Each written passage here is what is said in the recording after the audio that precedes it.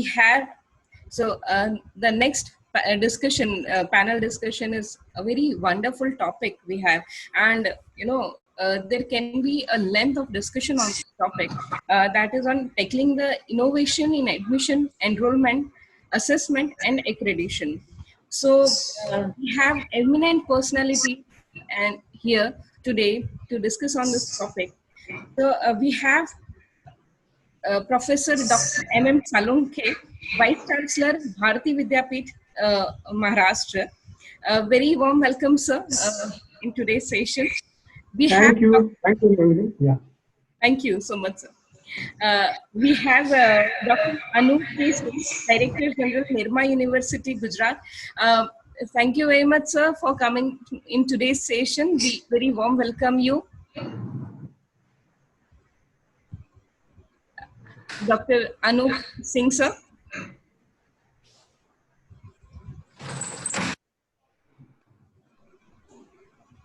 Sir, are we audible to you? Yes, you are. Yeah, we welcome you in today's session, sir. Thank you. Then we have Professor Dr. Navin, Sheth, Vice Chancellor, Gujarat Technical University. Namaste, sir. बहुत स्वागत है आपका. धन्यवाद. Pleasure having you here today, sir. And we have Professor Bhamidimarri, President, Institute of Advanced Research, Gujarat. Welcome to you, sir, for today. Thank you very much indeed. Good to be here. It is our pleasure. And we have Sri Bharat Agarwal ji, President, Vishwakarma University, Maharashtra. Very warm welcome to you, sir. Thank you so much. It's an honor to be present over here. Same here, sir.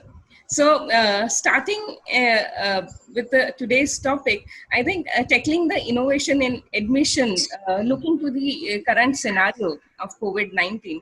So how universities are tackling this situation of enrollment and admission. So we have an introductory views of all of you. I think I can start with Salunkhe ji. Ji sir, आपका view क्या है इस पर? Very good afternoon to you all. Respected panelists and participants and friends. It is indeed pleasure to be part of this particular topic on innovation in admission, enrollment, and assessment and accreditation as an academician.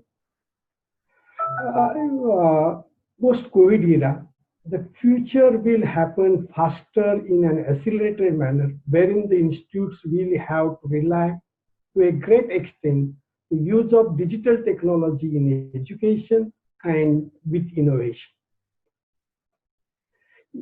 The COVID pandemic has led to unprecedented uncertainty for universities and institutions of higher learning throughout the country. Students may reconsider their decision of enrolling in higher education due to alarming situation. The top course of concern for institution is about enrollment and unpredictability as to when the campus life will resume. Institutes will have to handle the situation by keeping in mind that there will be imbalance in filling intake, as some parents may not want to stay in the wards to some campuses. As the essay report, about more than 75 lakh Indian students pursue course in foreign country, and revenue spent on tuition and hostel fees by Indian students for studying abroad is approximately $2.8 billion. Due to this current situation, these students may not pursue the study abroad and consider this as an opportunity in adversity. We must be able to attract these bright students to study in our institutions. Some steps have been taken to handle enrollment aspect include building confidence among the parents and the prospective candidates is one.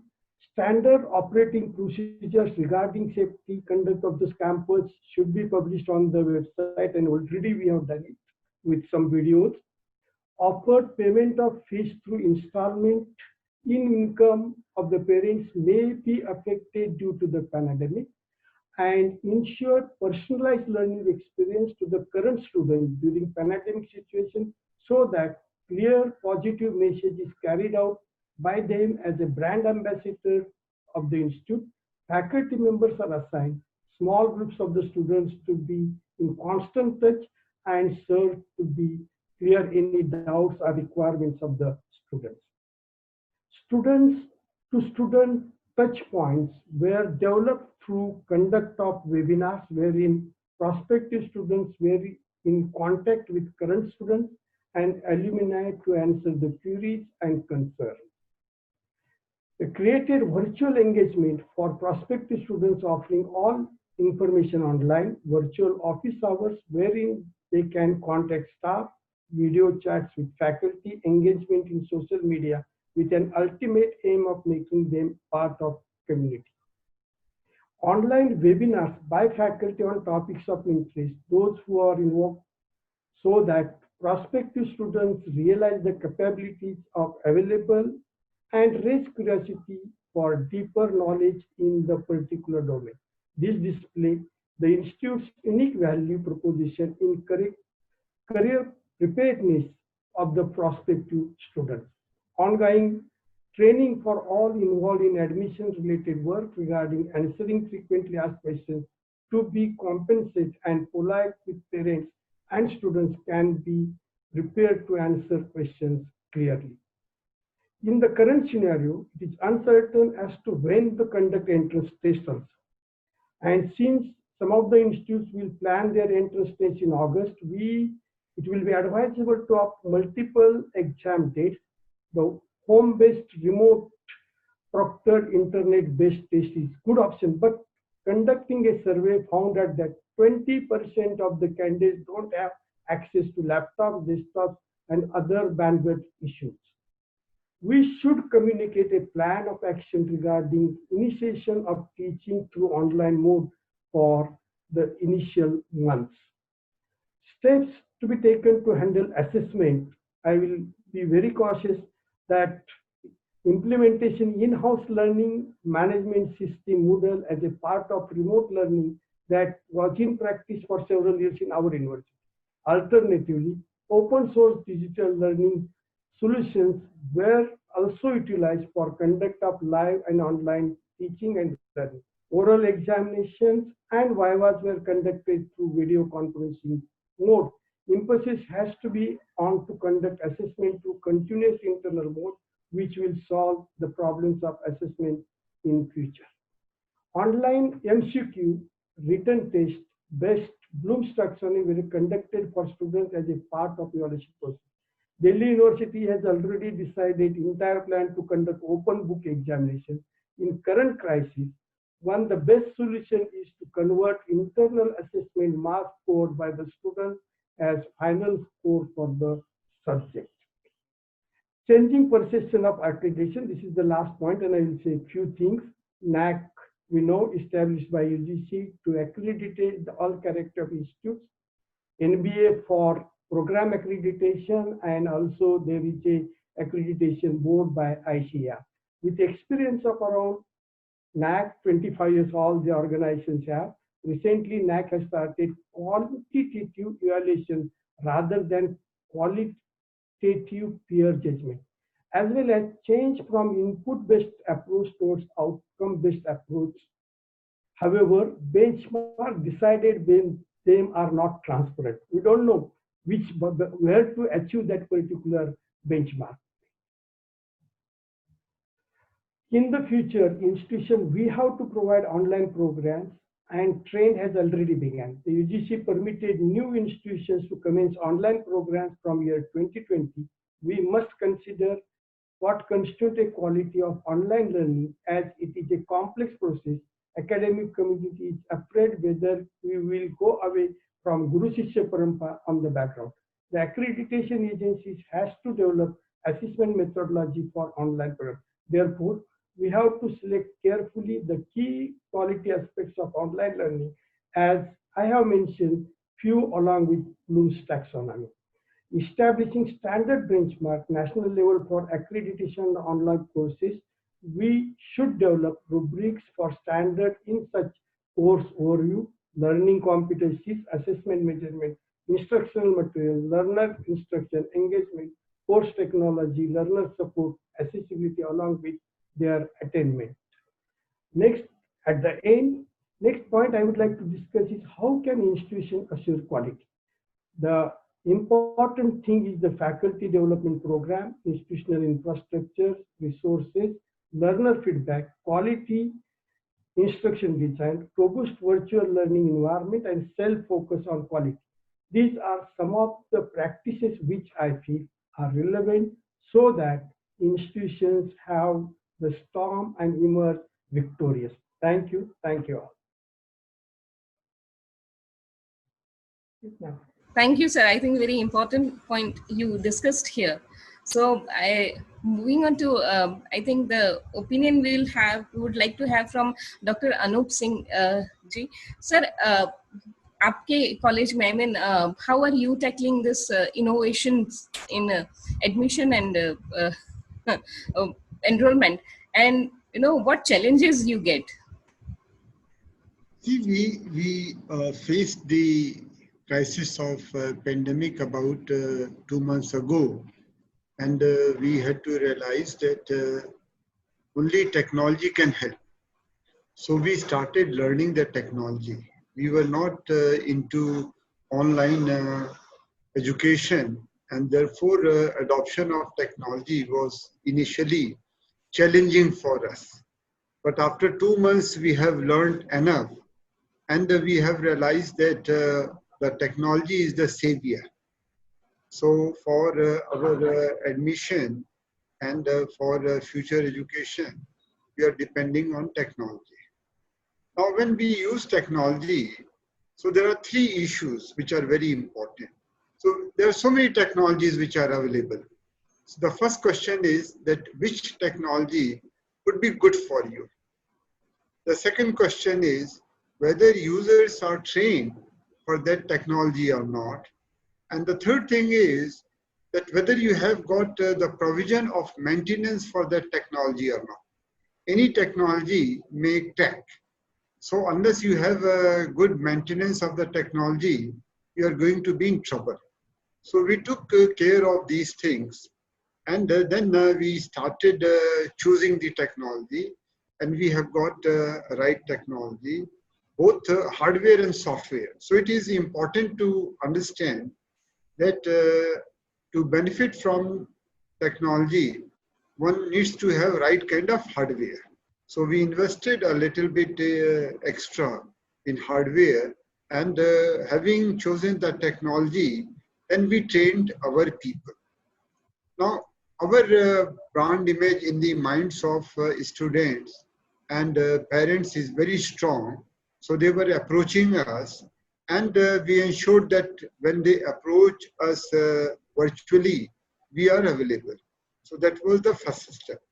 The second step was that we made the interaction seamless for them. So if they are approaching us, within 12 hours, we would be back to them if we are not able to connect with them simultaneously. The second thing that we did, that sometimes, they have to make certain payments, or they have to fill their forms. So the technology available for filling forms, for paying fees, etc., is also available. And the third thing that we are doing, that we are convinced that at least for 2 months, students won't be able to come on the campus. So though UGC has said that students would be coming to the campus in August and September, it would be difficult because the way the corona cases are increasing, right? It seems that they would be peaking somewhere in July. So if the peaking reaches in July, there is no way that we can start the campus in August. So we are mentally ready that the campus would be started in October. So what we have done, that we have divided the whole curriculum into 2 parts. Those things which we can cover online, and those things which we have to cover face to face. For example, when it comes to lab work, when it comes to simulation, when it comes to, personal consultation, that cannot be done online. But lectures, tutoring, and certain other things can be done online. So we have divided the curriculum into two parts. So online part would be covered in August and September, and practicals, tutorials, and other activities would be covered in October, November, and December. So that's how we have prepared ourselves. In this process, we have initiated a massive program of training our teachers, and we are also planning that when we start online teaching, we would be doing at least a 3-day orientation for students first, because they are also not very much habitual of online education. So they must understand that how online teaching is different from classroom teaching. And we have to also help them with technology, because some of the students, they may be in remote areas, or they may not have a right kind of computer or right kind of mobile phone. So we have to also prepare them.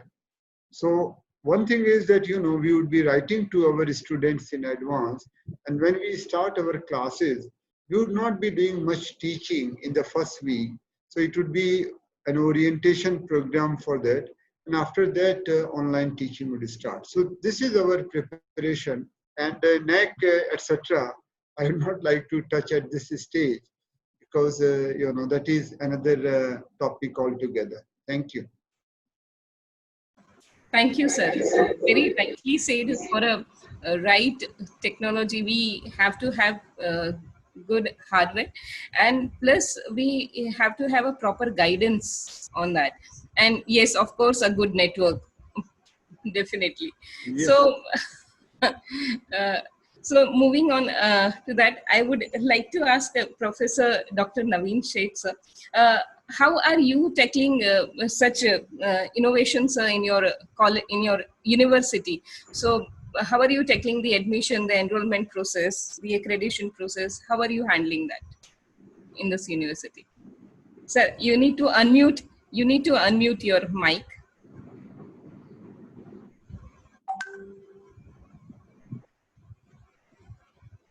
So you will be having, yeah, in the left hand corner,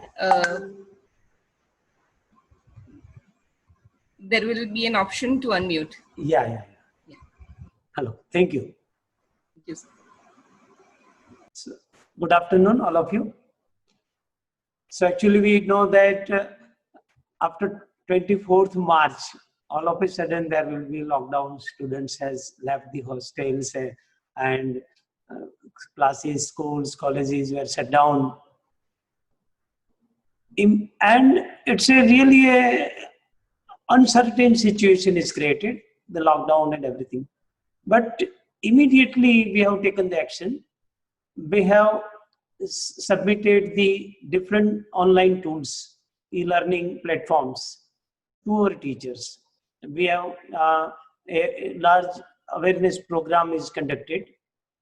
So before that, this COVID-19, only 3% teachers, they are generally familiar with this online teaching tools and other thing. But by this training and other thing, they have now 100% my teachers of all affiliated colleges also.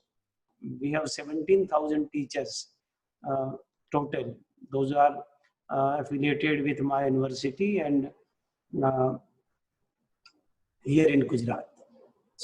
So, including pharmacy, engineering, management, architect, all branches of the AICT area. And they have finished their syllabus and everything. And then there is a challenge for the examination.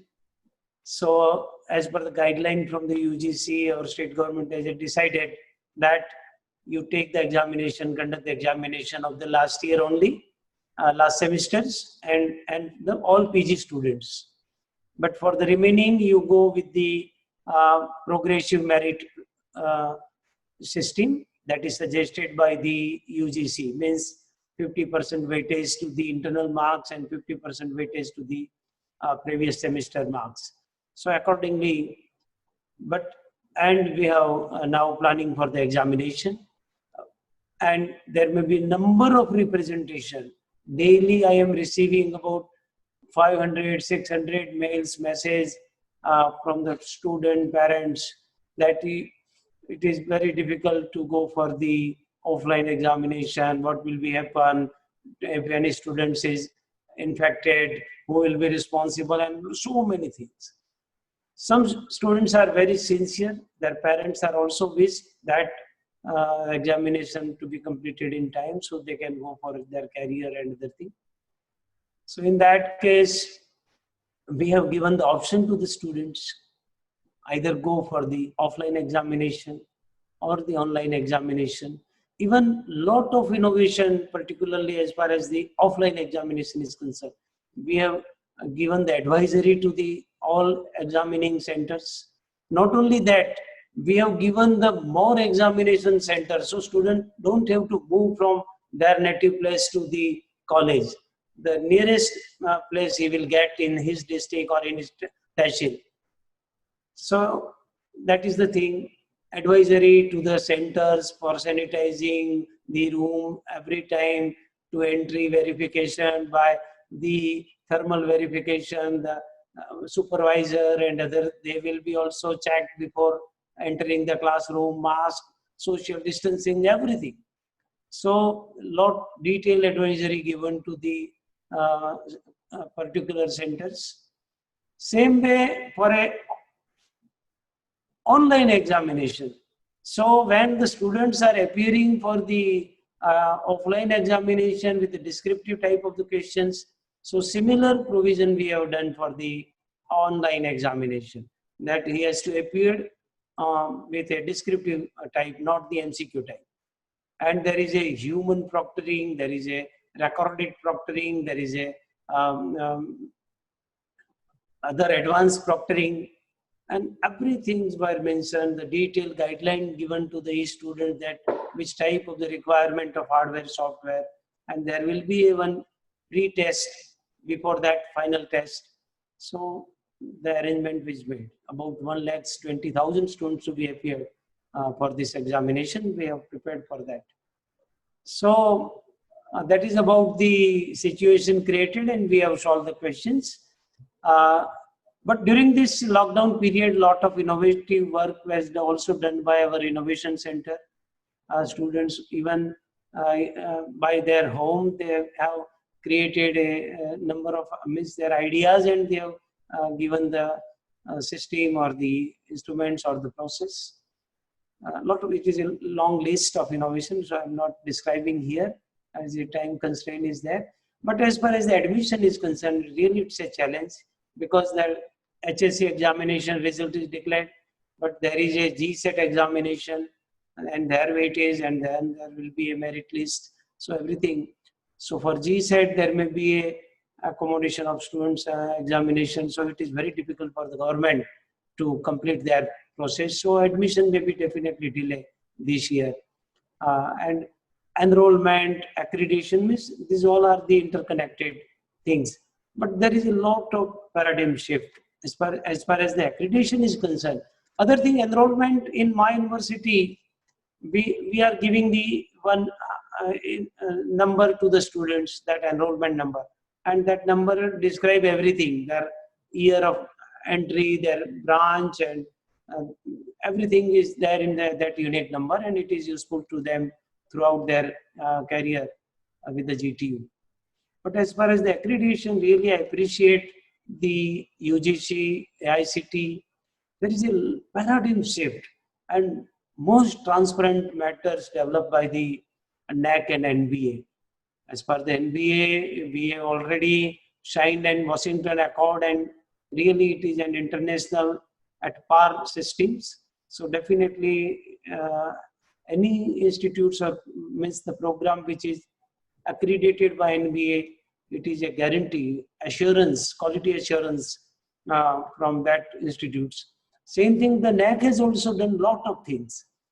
Previously, with a beam of a team, peer team, Sometimes institutes is judged, means more weightage to that part. But now 70% weightage by the process, means the document submitted and everything. And really it's at par with the international and accrediting institutes. So, and the peer team will verifying and giving the weightage to the 30%. So really for accreditation now, a very good transparent system is developed by the NAC. So I think by this COVID-19, really there is a challenge, but lot of इस जो आपत्ति में जब अवसर को भी अवसर में चेंज हो गई in so many things. Suppose teachers, they are not known about or familiar with the online teaching, online meeting. Even we have about 500 colleges, and previously it is very difficult to have all the principals to gather, and sometimes many are absent. Now we are successfully doing all these things, meetings and everything. So I think a lot of challenges and lot of opportunity also. Thank you very much. Right, sir, but very thoughtful कि आप हर एक students के लिए आपने सोचा है कि हम ऑफलाइन भी कर सकते हैं, हम ऑनलाइन भी कर सकते हैं, whichever is comfortable with whom, but this is really thoughtful. Sir same मैं आपसे भी आपके इनिशियल व्यू प्रोफेसर राव से जानना चाहूंगी कि सर आपके इंस्टीट्यूट में what are you offering and किस तरह से आप हैंडल कर रहे हैं ये इनोवेशन टेक्नोलॉजी के साथ एडमिशन प्रोसेस, एनरोलमेंट प्रोसेस, कैसे आप हैंडल कर रहे हैं? Sir I think you need to unmute your mic first. Yeah. Thank you very much indeed for inviting me to be part of this experienced group of academic leaders. We are a very small institution which started as a research institute, and it's only recently that we become a university. So our numbers are very small. So in a way that is advantageous to us because numbers are small. But then because of the research focus, it creates its own challenges. Professor Salunkhe covered pretty much the entire topic that you gave. Tackling innovation in admission, enrollment, assessment, and accreditation, almost the entire student journey. But given the timing of the pandemic, the challenge that all of us are facing seem to focus on the examinations, assessments, because much of the teaching for the academic year was completed by the time the lockdown started. Like other universities, we also adapted as quickly as we could to online teaching to complete the curriculum. We made some policy decisions that for the returning students, that is students in first year, second year, third year in case of engineering, we basically used the internal assessments and extrapolated them. And for final year students, we are creating online examination system. What I would do is perhaps to add value, I'll focus on this assessment bit. All other issues, of course, we are all managing. But perhaps I should make a comment though. We conducted an online survey among students. Surprisingly, majority of the students actually want to come and study on campus. Only smaller percentage, something like 23%, who can or acceptable for them to study online. So it's an interesting outcome of this survey. But then we do need to take into account what is feasible. At the end of the day, health and safety are critical. So like other universities, we are also looking at, like Dr. Anup Singh explained to us what Nirma is doing. We are also looking at what percentage we should teach online and what percentage must be taught on campus and so on. Accordingly, we are devising academic timetables. But let me get back to the issue of assessment, which is the main thing. Not just for us, it is more importantly for students. At the end of the day, their future, their jobs, their further studies in India and abroad are critically based on the assessment procedure and the outcomes of it. What it is that we are looking at really, we of course want to assess the students' learning and whether they have met the standard. But for me, having experienced nearly 40 years overseas universities,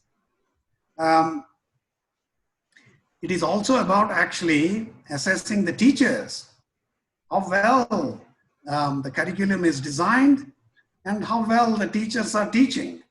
So the assessment procedure is not just about students, but it is also about our own work, curriculum design and delivery of the curriculum. But more importantly, it's got two elements to it. One is cognitive. It's got a cognitive function, whether the students know what they know and what they don't know. The second is the activating function, which is the ability to learn once they have realized what they don't know. And the online systems certainly have their limitations.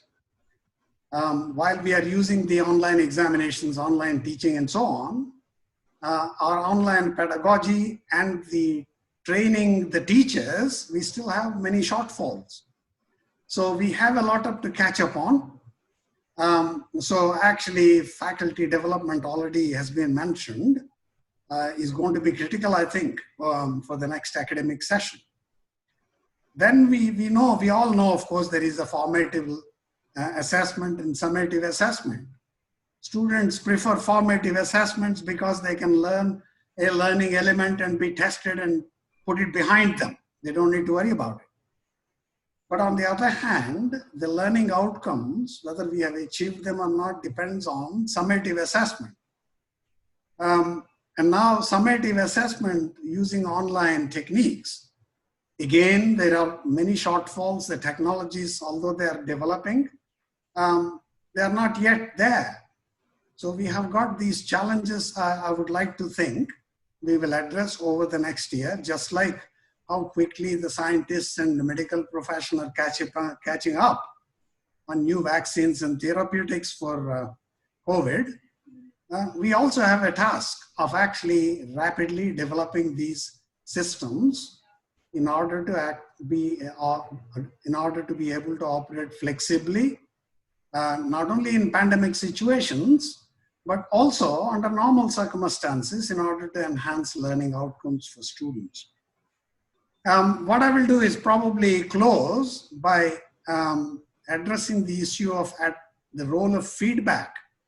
The assessment is generally seen as though as we test the student whether he or she has reached the standards. But that's actually half of it. What is the other half, most important part of it, is actually feedback to students.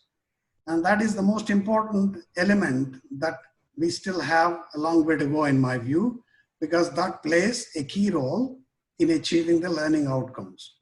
So like all universities, and we are all trying to do our best to cope with the situation, we are adapting the technologies, and same thing at our institute. But we also are conscious that we have a lot to learn in order to support the students to achieve the learning outcomes and the standards that we all aspire for to be comparable to top international universities. So thank you very much. Thank you so much, sir. So I think that was a very necessary part where assessment is obviously, we need to focus on that also, because again, we need to have a proper authenticity of that. So Okay, moving on to Bharat ji. Bharat ji, आप बताइए, I mean, in Vishwakarma, how क्या initiatives होते हैं आपके institute में regarding all this admissions and enrollment and all? So good afternoon to everyone. Once again, thank you IITs for arranging this webinar and inviting us to be part of it. It's an honor to be part of this honored of this esteemed panel as well. As a lot has been mentioned about the topic, most of the things that are practiced at other universities are also done with us. I belong to Vishwakarma Institutes group, which has Vishwakarma University, a private university set up in Pune, and two autonomous engineering colleges, a flagship college by the name Vishwakarma Institute of Technology, based out of Pune. Both are affiliated to the University of Pune. Digitization of the teaching learning systems has been an activity we had been practicing, or I would say started about 3 years. 2015, 2016 was maybe the first time when we decided that we should now take a proactive step towards digitization of the teaching learning process. The admin processes, the exam processes had been digitized even beforehand. I think the pandemic situation only severed the cause for online education because it was necessary for students to be engaged and knowledge to be transferred. I'll take the point of assessment first because I believe assessment at Vishwakarma, we used to practice a 360 degrees type of assessment where a student is assessed for his knowledge, for his skills, for his behavior, and also as a group, how he works, how he performs as a team, his project work, his seminar, his personality through a viva voce and a seminar. Now, all these things were honestly also possible to do online. We were ready with the tools and the systems were in place. The question banks were made, and we were in fact looking forward for having the semester examinations. Disappointed that we were not allowed to hold our semester examinations and assessments did not happen. But we believe still the students would come back to campus and they would require to, or most of them would opt for upgrading their grades by enrolling for the assessment that we carry out at that time. Admissions and enrollments are something that in an education institute's environment happens in walk-ins. A student and a parent cannot, I would say, take up a phone, talk on phone, and decide to take admission to a college or a university. They would definitely want to go see the university, see the campus, consult on what courses are there, and consult on what he aspires to do and what this university can offer to him. And by a general counseling way, the admission or the admission enrollment directly happens. These are times where campuses are closed, so the entire system of admissions and enrollments is also shifted online. Uh, and very, very surprising to know that in the last 1 month or so, even though the results of 12 standards or the graduation are not out, parents are calling up. We have, of course, a system that tracks the calls and the inquiries that parents make to the website or to the landing page on the social media platforms. The professors, or I would say the calling teams, have been given mobiles and telecommunication devices at home through which they communicate with the parents. To our surprise, parents are deciding to join the university even without a walk-in. So we have had more than, I would say, a good response from parents that they have decided to enroll for a course even without the necessity to come on campus. Of course, I believe the brand of the university, the image of the university has played an important role over here. They believed in the brand. The counseling teams did a good job of counseling them online. So they were trained well and they were able to deliver the training, the output well to the parents, and the parents finally took this decision. Accreditation is something that we all are accredited and understand the importance of course, the process and then the documentation. I believe in this area of online education, online assessments, and further going more and more online activities that will happen. It would be imperative for us to document all these things. We cannot come into a NAP committee after 2 years that, yes, we were doing a lot of things, but since it was online, we don't have any records of it. So we have a comprehensive tool that is called VOLP that we use in our campus. The tool enables recordings, it enables records of all the lectures that happen, all the feedback that is captured captured over there. All the assessment systems are in the same tool. Feedback, like Professor Rao mentioned, is also taken through this tool. And I believe that because of this good, efficient record keeping, and of course the output that our students would deliver, our teachers would deliver, accreditations would be also a routine process as it was before. I, of course, would like to move then looking at time. I would like to listen to other panelists and also maybe answer the next questions of you. True. Thank you so much, Bharati. Just question to Anup, Dr. Anup Singh. Sir, how do you manage? I mean, because now colleges and recruiters are in limbo over placements. So how colleges will deal with it now? See, for us, the placement season was over by March. So we were not very much affected. But again, the placement season starts in August. So I don't think that any recruiter is going to come on the campus, right? And there are going to be reductions in jobs. So this is a double whammy, right? Students are going to have lesser jobs, and they would find it difficult to get an employer of their choice, right? So that is the situation we are facing. So we have done two things for that. One is that earlier, during summer vacation, we used to go to different employers and get their feedback. You know, what are their needs, what are their preferences, what are the opportunities. That we are doing online. So you know, the physical meeting has become virtual meeting. The second thing is that we realize that while there is going to be lesser number of jobs, there will be some jobs, right? So what pie of that we get? That is the first attempt. And the second attempt is to develop processes where the recruiter is very much comfortable with us. For example, if the recruiter wants to know about the students, or he wants to know, you know, how students should be available. So we have put everything online, and we have given access to the recruiter, right? So they need not even talk to us. They have got their ID, they have got their password. They can come and see the details of the students, and those students who are meeting their requirements, then they can inform us. So we would, after that, arrange Skype interview or interview through Zoom, etc. Right? So these are two things that we are trying to do. What is more important, that we need to counsel students. It's not that all the jobs are going to vanish, but those jobs which are available earlier, probably they would be coming slowly. So students should not lose their mental health.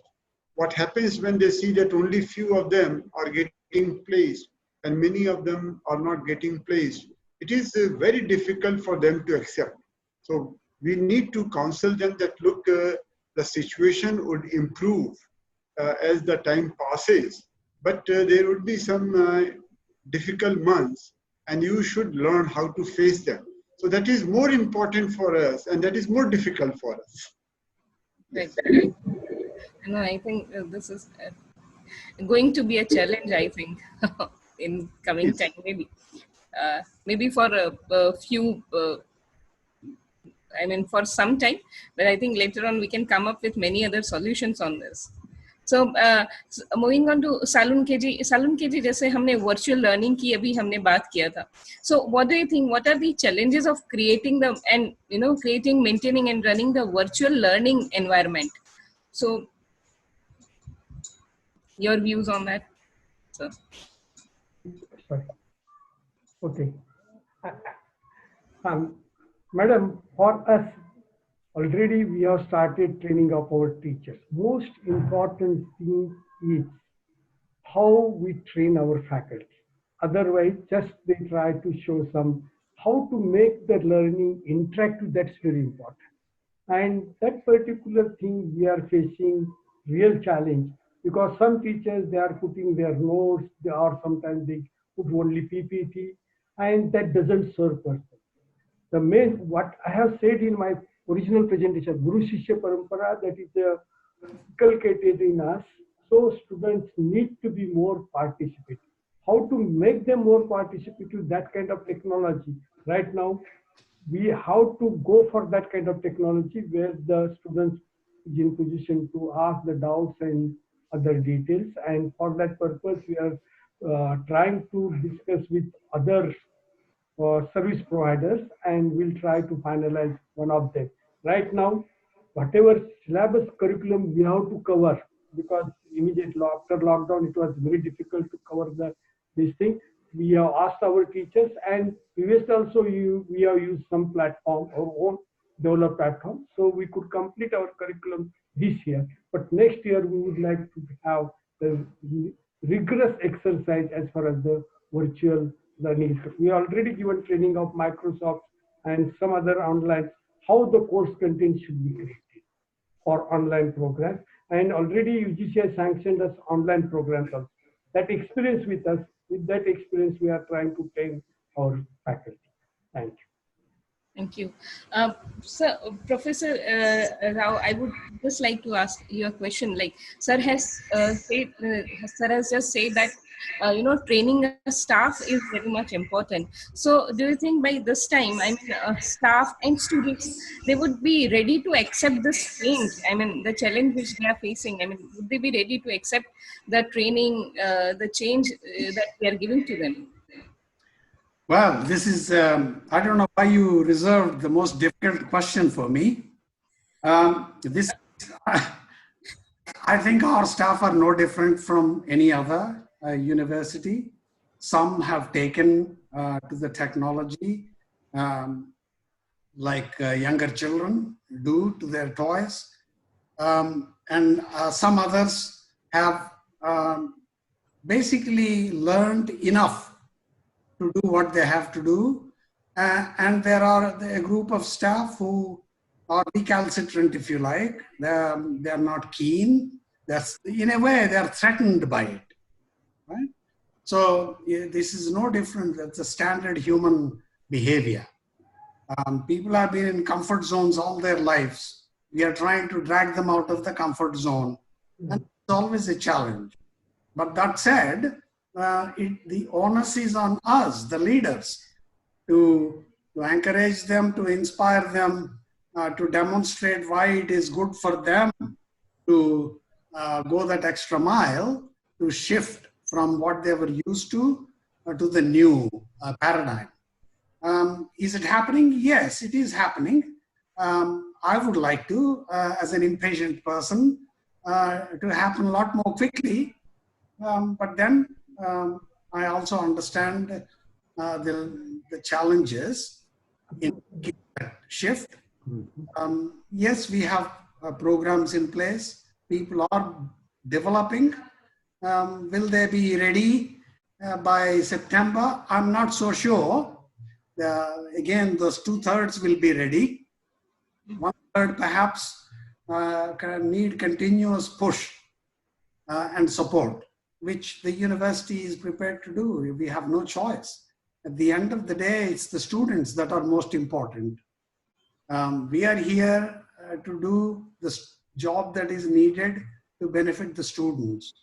And am I optimistic? Yes, I am optimistic. Otherwise, I might as well pack up and go. So we are making progress. We are engaging external. In fact, if you may know, our university is sponsored by a company in the UK, and we are bringing some people from there to help us with this as well. So yeah, we are making progress, but it is actually slower process than I would have liked. Thank you, sir. I think this is what I wanted to know. It was not only reserved for you, it was just came in my mind, I asked you. And because now we have a time constraint also, moving quickly to Professor Navin Sheth. Sir, I had just one question in my mind for you.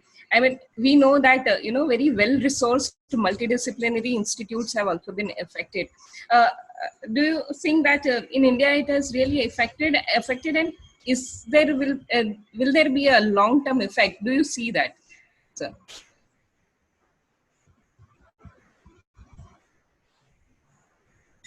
Sir, I think you need to unmute your mic.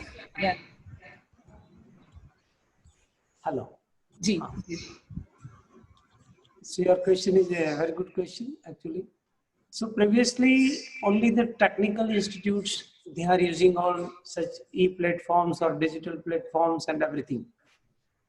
Particularly the other branch, arts, commerce, life science, they are not familiar with all such digital platforms and other things. Suppose there are a lot of resources with a Swayam or a MOOC program, lot of. So very few teachers, even they are not, they are available. Only some teachers, particularly with the ICT affiliated colleges, they are aware of all these things. But other teachers, they are not aware of all such resources available online. Even the virtual platform, NPTEL, the other, the VLab by IIT Bombay, the virtual lab. So all such platforms are minimized. They particularly very few colleges and very few teachers, they are using this. Right. But due to this, all multidisciplinary means even if those who have never used the digital platforms, who have never any webinar, but now they are familiar, and it creates a good network. Any experts from any corner of the world, now everyone is arranging such type of the webinar, and their experts opinion, experts lectures are easily available. So really, in a long way, definitely it's a blessing in a gas, this COVID-19. Thank you. That is true. It's a blessing in disguise. Thank you so much, sir. And Bharatji, just one more question to you. How do you think this whole, with this paradigm shift, how this higher education has been reshaped? What is your view on this? It has been reshaped because college education, university education was something that was sacrosanct. Now we all are learning from our homes. Teachers are teaching from their homes. I'm sure in the at least next semester or year's time, we would be with this process amidst this worry of safety and the fun part of the system is lost. The collaborative part of the system is lost. So when I say this, in universities, colleges, of course, you come to learn. You come to gain knowledge. You come with the ambition that you learn skills that will enable you to do a profession. But then I believe 30-40% is also you meet people, you meet friends, you make relationship with your teachers, you do group work, you do project work, you participate in social events, and of course you have a lot of fun. All that is absent in the current online system, which I believe is somewhat detrimental to the overall portfolio of education if we talk. Obviously, we cannot replace everything that is on physical campus online. But I believe, as we wish, build more collaboration online of our students by design. We build more project work, teamwork, group work done by students online. And we also assess students as a group online.